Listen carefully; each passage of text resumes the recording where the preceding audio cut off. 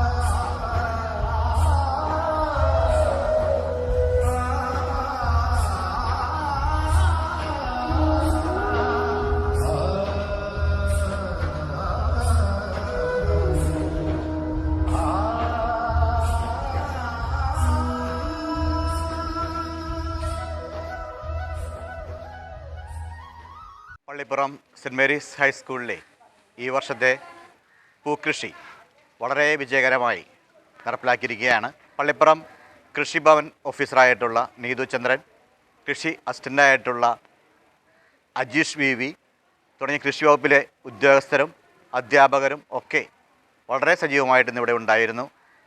നമ്മൾ പലതരത്തിലുള്ള കൃഷികൾ നടപ്പിലാക്കി കഴിഞ്ഞു.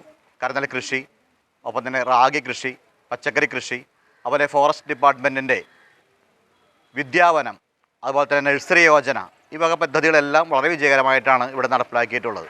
അതിൻ്റെ ഒരു ഭാഗമായിട്ട് നടപ്പിലാക്കിയ പൂക്കൃഷി ഉദ്ഘാടനമാണ് ഇന്നിവിടെ നടന്നത്. നല്ല വിളവാണ് നമുക്ക് ഇപ്രാവശ്യം ലഭിച്ചിട്ടുള്ളത്. അപ്പോൾ അതിന് ഏറെ സഹായിച്ചിട്ടുള്ളതും പള്ളിപ്പുറം കൃഷിഭവൻ തന്നെയാണ്. നമ്മുടെ